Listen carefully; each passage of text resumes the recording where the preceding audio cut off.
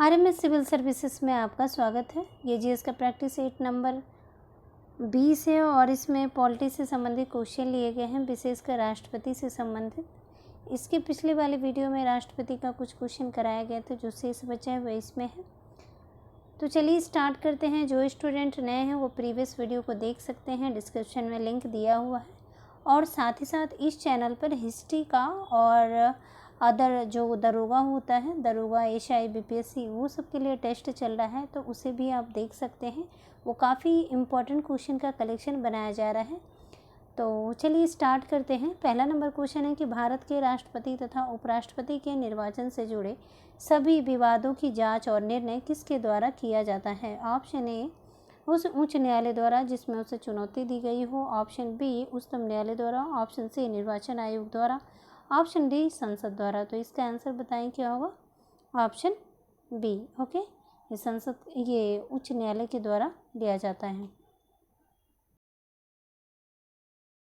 भारतीय संविधान के अनुच्छेद 71 के अनुसार राष्ट्रपति या उपराष्ट्रपति के चुनाव से जुड़ी सभी शंकाओं या विवादों की जांच का निर्णय उच्चतम न्यायालय द्वारा लिया जाता है। ओके, तो ये ध्यान रखिएगा, ये क्वेश्चन पूछ चुका है।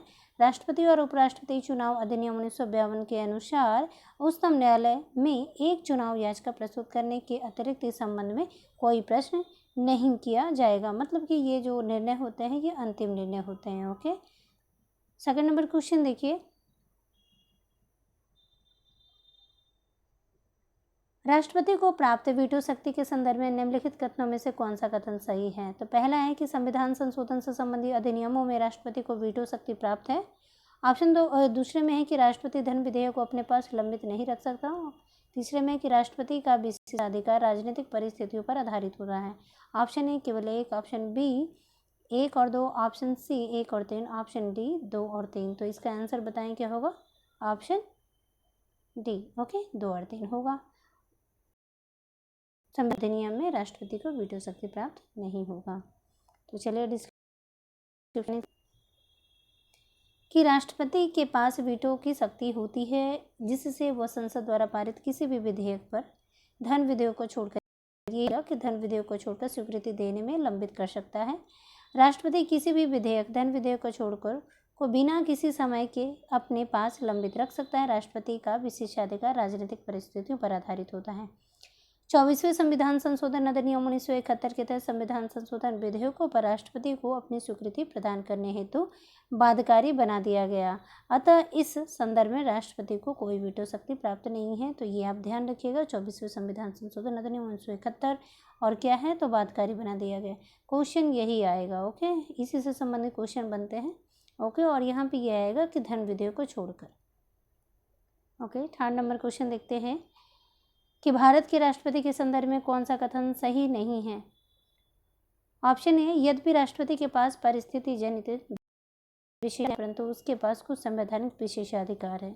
दूसरा है कि अंतर्राष्ट्रीय संधि एवं समझौते राष्ट्रपति के नाम पर किए जाते हैं, हालांकि इसके लिए संसद की अनुमति अनिवार्य है।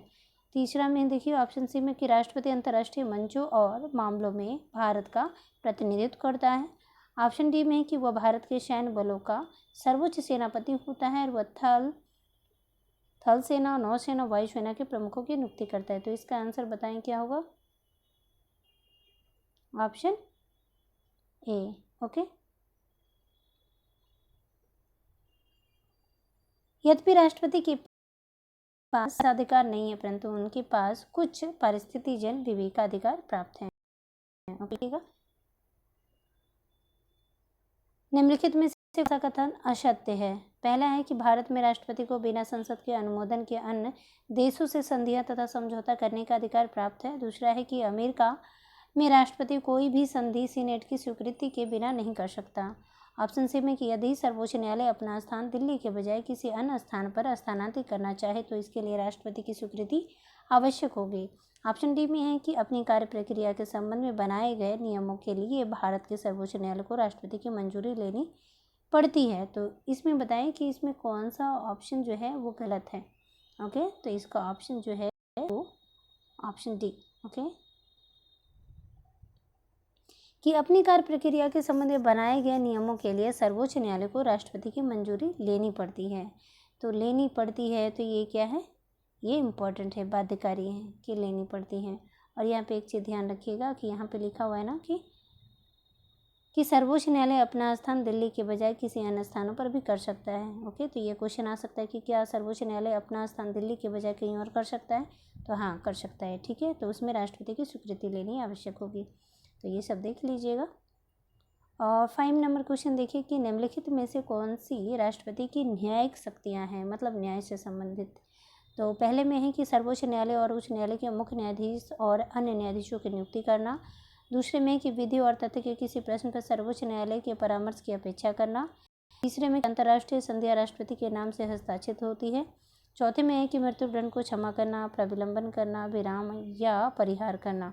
ऑप्शन ए 1, 2, 4, ऑप्शन बी है 2 और 3, ऑप्शन सी 1 और 3, ऑप्शन डी सभी। तो इसका आंसर बताएं क्या होगा, ऑप्शन ए। ओके, कि 1, 2 और 4 होगा, ये नहीं होगा।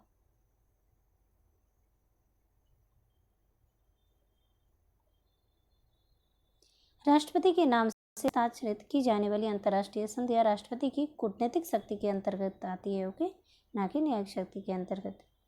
6 नंबर क्वेश्चन देखिए कि भारत के निम्नलिखित में से किस मुख्य न्यायाधीश ने कुछ समय तक भारत के कार्यवाहक राष्ट्रपति के रूप में कार्य किया। ऑप्शन ए न्यायमूर्ति राजेंद्र गढ़कर, ऑप्शन बी है एच कानिया, ऑप्शन सी है PN भगवती, ऑप्शन डी है M हिदायतुल्ला। तो इसका आंसर बताइए क्या होगा, ऑप्शन डी। ओके, हिदायतुल्ला। कि न्यायमूर्ति M हिदायतुल्ला ने 20 जुलाई 1969 को कार्यवाहक राष्ट्रपति के रूप में पदभार संभाला और इसके अतिरिक्त ये भारत के उपराष्ट्रपति भी बन चुके हैं। तो उपराष्ट्रपति का ये देख लीजिएगा कि कब बने हैं, तो ये ध्यान रखिएगा। ओके, और ये इम्पोर्टेंट डेट है, ये आपको याद होगा कि 14 बैंकों का राष्ट्रीयकरण इसी समय हुआ था। ओके, 7 नंबर क्वेश्चन देखिए, निम्नलिखित में से कौन सा कथन सही है। पहला है कि राष्ट्रपति मंत्रिपरिषद की सहायता एवं सलाह के बिना कार्यकारी शक्ति का प्रयोग नहीं कर सकता। दूसरा में कि लोकसभा के विघटन के पश्चात भी मंत्रिपरिषद पदच्युत नहीं होगी। ऑप्शन ए केवल 1, ऑप्शन बी केवल 2, ऑप्शन सी दोनों, ऑप्शन डी इनमें से कोई नहीं। तो इसका आंसर बताएं क्या होगा, ऑप्शन सी। ओके, ये दोनों होगा। अनुच्छेद 74 में इसमें प्रधानमंत्री के नेतृत्व वाली मंत्रिपरिषद का उपबंध किया गया है। तो क्वेश्चन ये आएगा कि मंत्रिपरिषद का उपबंध किस में किया गया है, तो 74 में किया गया है। यह राष्ट्रपति को उसके कार्य करने हेतु सलाह देती है। राष्ट्रपति उसके द्वारा दी गई सलाह के अनुसार अपने कर्तव्यों का निर्वहन करता है। ओके, 1971 में सर्वोच्च न्यायालय ने लोकसभा के विघटन होने के पश्चात भी मंत्रिपरिषद का विघटन नहीं होगी। अनुच्छेद 74 अनिवार्य है और इस प्रकार राष्ट्रपति अपनी कार्यकारी शक्ति का प्रयोग बिना मंत्रिमंडल की सलाह और सहायता के नहीं कर सकता। तो इसे आप ध्यान रखिएगा और इसे आप पढ़ लीजिएगा। ओके, 8 नंबर क्वेश्चन देखिए कि राष्ट्रपति का पद उसके त्यागपत्र, निष्कासन, मृत्यु तथा अन्य कारणों से रिक्त होने की स्थिति में उपराष्ट्रपति राष्ट्रपति के रूप में कार्य करता है। इस कथन के संदर्भ में निम्नलिखित कथनों में से कौन सा कथन सही है। ठीक है, तो पहले में कि राष्ट्रपति के रूप में वह केवल 6 माह तक कार्य कर सकता है, में कि इस अवधि के दौरान वह राज्यसभा के सभापति को दे किसी भी वेतन या भत्ते का अधिकारी नहीं है। तीसरा है कि इस अवधि के दौरान वह न केवल राष्ट्रपति के सारे कार्यों का निर्वहन करता है बल्कि राज्यसभा के सभापति के रूप में भी अपने सारे कार्यों का निर्वहन करता है। तो option A 1, 2, option B 3, option C 2 और 3, ऑप्शन डी सभी। तो इसका आंसर बताएं क्या होगा, ऑप्शन ए। ठीक है, 1 और 2 होगा इसका आंसर।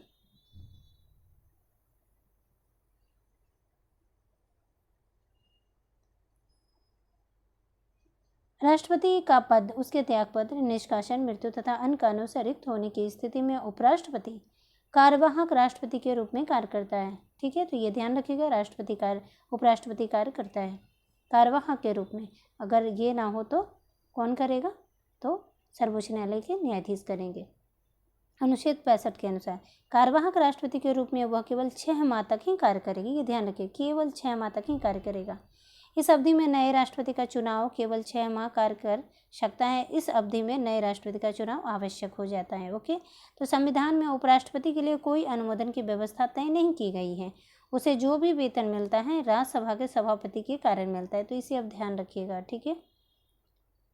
उपराष्ट्रपति जब किसी अवधि में कार्यवाहक राष्ट्रपति के रूप में कार्य करता है तो वह राज्यसभा के सभापति को मिलने वाले वेतन एवं भत्ता नहीं पाता है, अपितु उसे राष्ट्रपति को प्राप्त होने वाले वेतन और भत्ते प्राप्त होते हैं।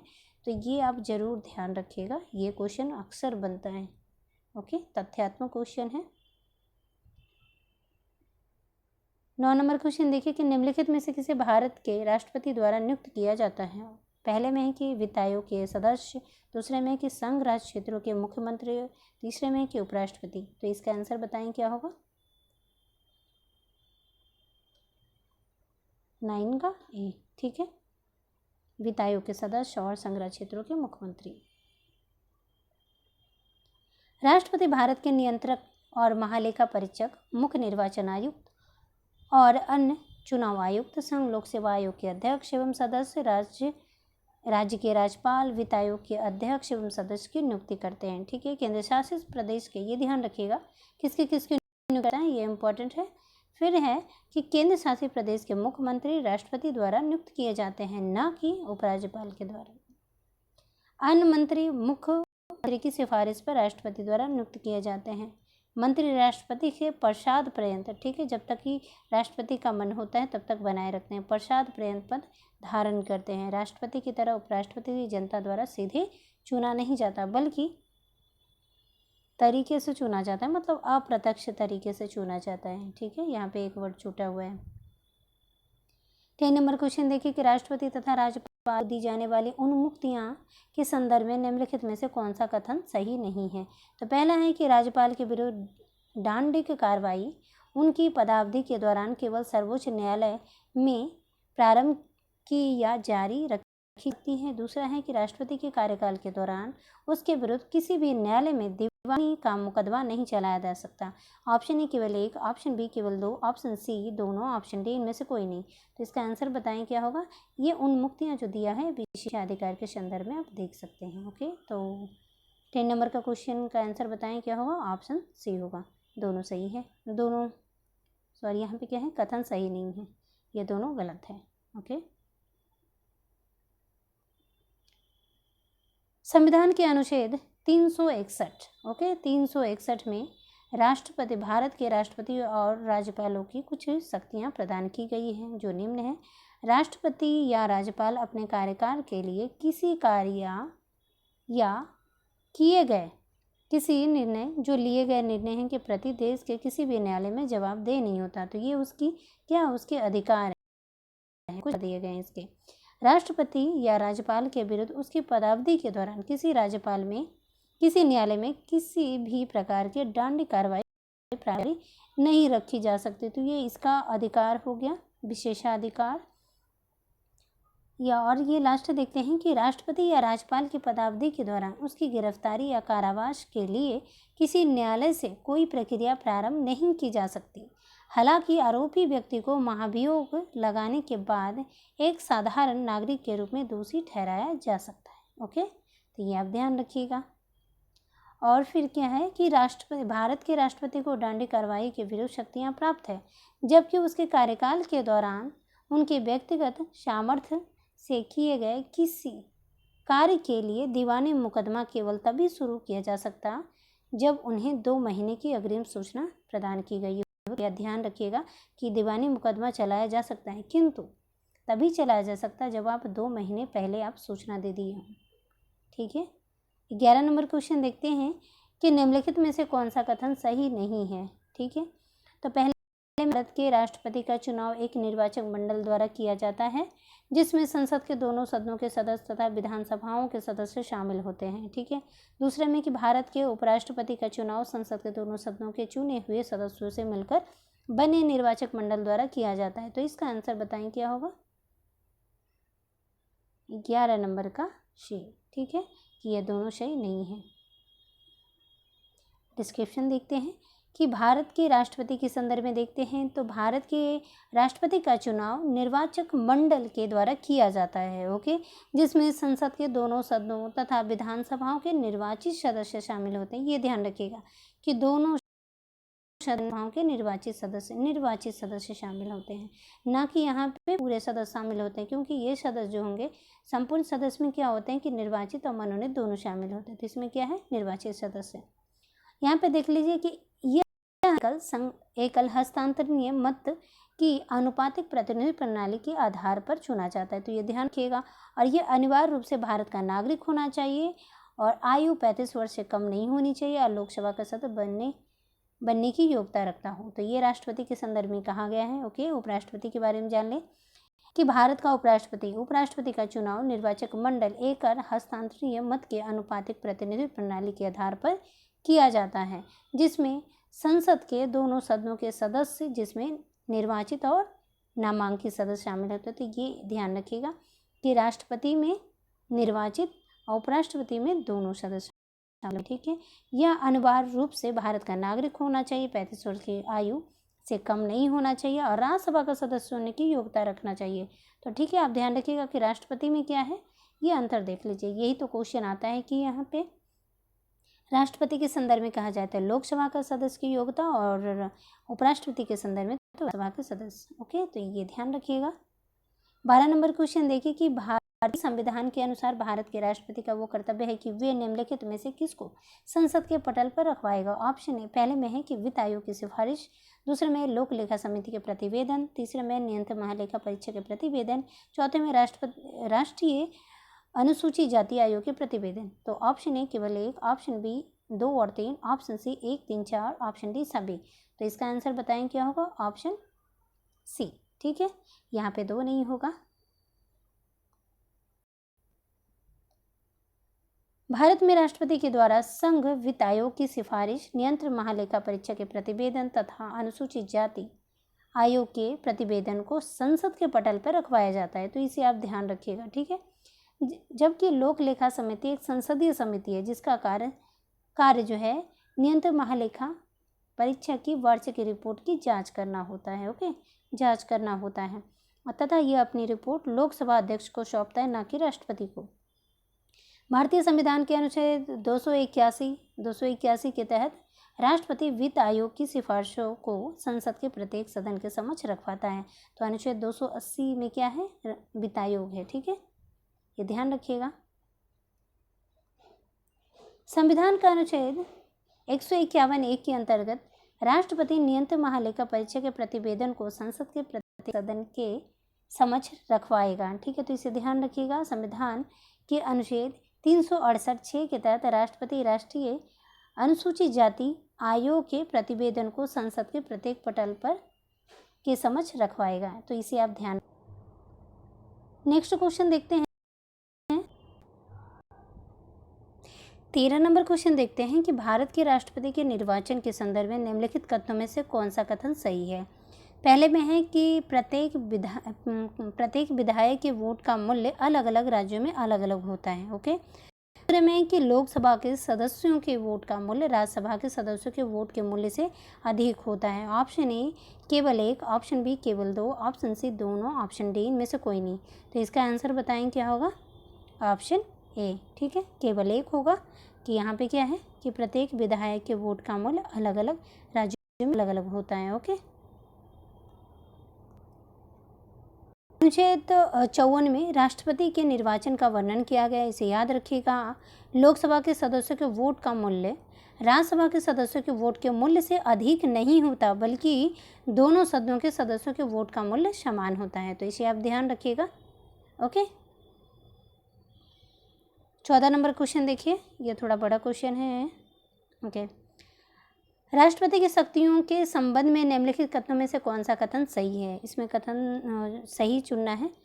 तो पहला है कि राष्ट्रपति मंत्रिपरिषद की किसी भी सलाह को वापस कर उस पर पुनर्विचार करने के लिए कह सकता है। दूसरे में है कि संसद द्वारा पारित सभी विधेयक जब राष्ट्रपति के समक्ष जाते हैं तो वह उस पर अपनी स्वीकृति देने हेतु बाध्य होता है। तीसरे में है कि चुनाव में स्पष्ट बहुमत न आने की स्थिति में या गठबंधन की स्थिति में राष्ट्रपति स्वविवेक से किसी पार्टी या गठबंधन के किसी नेता को सरकार बनाने के लिए आमंत्रित कर सकता है।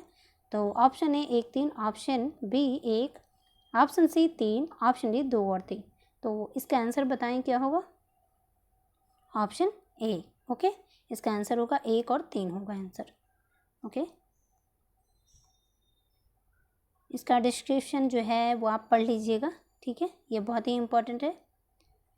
15 नंबर क्वेश्चन देखिए कि निम्नलिखित कथनों में से कौन सा कथन सही है। तो पहला है कि भारत का राष्ट्रपति ब्रिटेन की महारानी की तरह केवल नाम के अधिकारों का प्रयोग करती हैं। दूसरा है कि राष्ट्रपति का चयन जनता द्वारा प्रत्यक्ष रूप से होता है।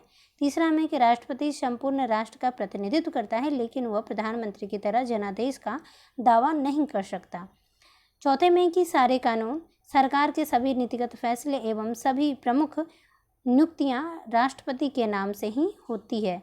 तो ऑप्शन ए 1, 2, 4, ऑप्शन बी 1, 2 और 3, ऑप्शन सी 1, 3, 4, ऑप्शन डी सभी।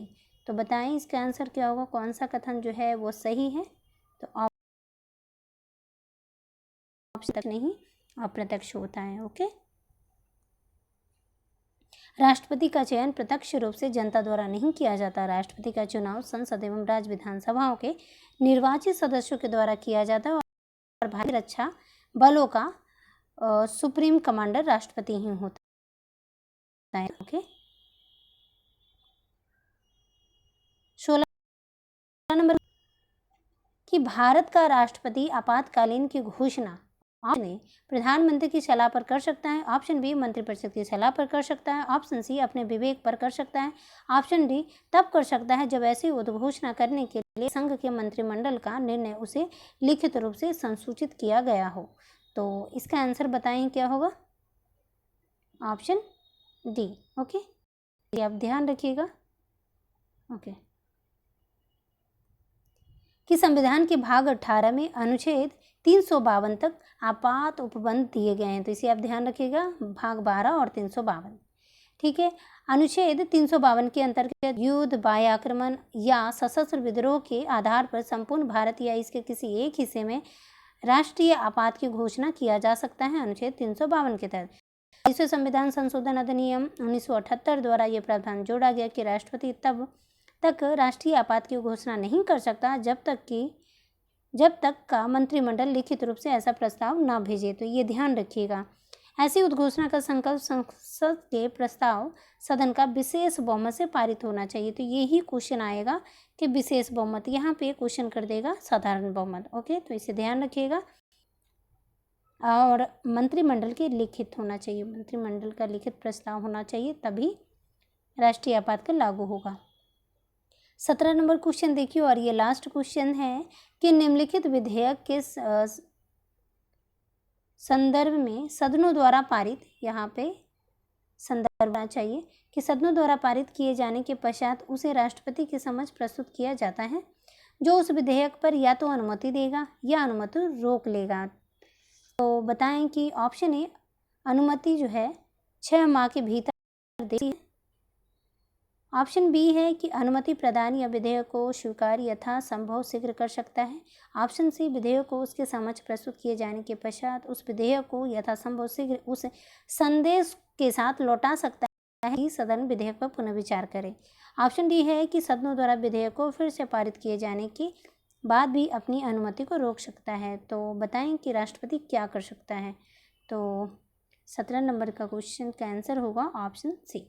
ओके, कि राष्ट्रपति जो है विधेयक को उसके समक्ष प्रस्तुत किए जाने के पश्चात उस विधेयक को यथासंभव शीघ्र संदेश के साथ लौटा सकता है कि सदन विधेयक पर पुनर्विचार करे। ओके, तो इसे आप याद कर लीजिएगा, ध्यान रखिएगा कि जब विधेयक राष्ट्रपति के समक्ष प्रस्तुत किया जाता है तो वह विधेयक को अनुमति देता है या पॉकेट वीटो के तहत अनिश्चित काल तक लंबित कर सकता है। 6 माह के भीतर अनुमति देने का प्रावधान इसमें आवश्यक नहीं है कि 6 माह के अंदर ही आपको अनुमति देना होगा। राष्ट्रपति पॉकेट वीटो के तहत विधेयक, और इसमें क्या है, कौन सा विधेयक छोड़ के पॉकेट वीटो का प्रयोग नहीं करेगा, तो धन विधेयक और संविधान संशोधन विधेयक को अपने पास रख सकता है तथा विधेयक को अनुमति प्रदान कर सकता है, परंतु यथासंभव शीघ्र का प्रावधान आवश्यक नहीं है कि वो मतलब जल्दी ही करे। तो ये क्वेश्चन जो था ये बहुत ही इम्पोर्टेंट था, इसे आप ध्यान रखिएगा, और ये सेशन का लास्ट क्वेश्चन था, और नेक्स्ट वीडियो में मिलते हैं। चलिए, थैंक यू। अगर आपको वीडियो अच्छा लगे तो आप लाइक करें, शेयर करें और सब्सक्राइब करें।